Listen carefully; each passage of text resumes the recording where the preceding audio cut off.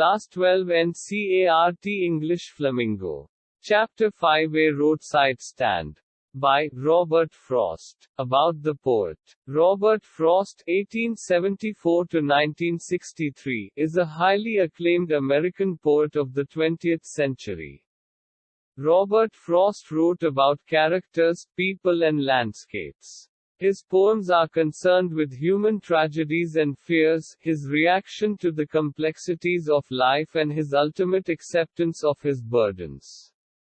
Stopping by the woods on a snowy evening, birches, mending walls are a few of his well-known poems.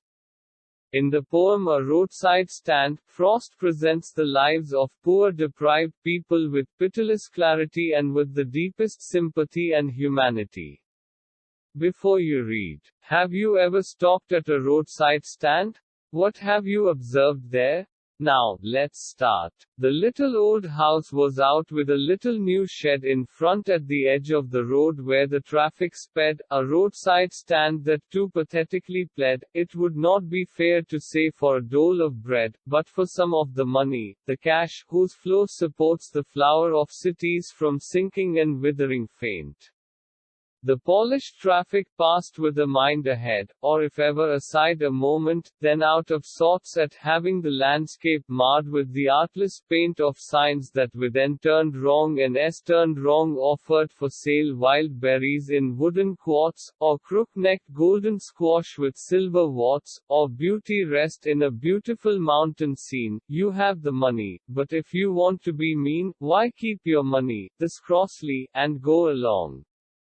The hurt to the scenery wouldn't be my complaint so much as the trusting sorrow of what is unsaid. Here far from the city we make our roadside stand and ask for some city money to feel in hand to try if it will not make our being expand, and give us the life of the moving picture's promise that the party in power is said to be keeping from us.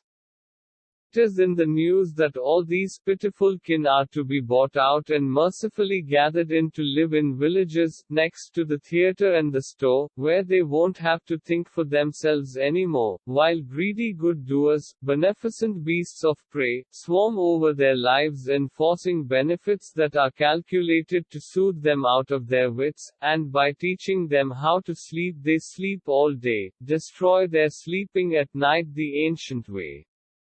Sometimes I feel myself I can hardly bear the thought of so much childish longing in vain, the sadness that lurks near the open window there, that waits all day in almost open prayer for the squeal of brakes, the sound of a stopping car, of all the thousand selfish cars that pass, just one to inquire what a farmer's prices are.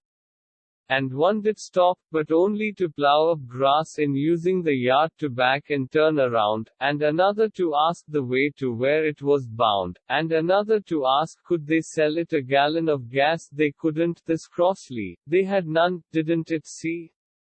No, in country money, the country scale of gain, the requisite lift of spirit has never been found, or so the voice of the country seems to complain. I can't help owning the great relief it would be to put these people at one stroke out of their pain.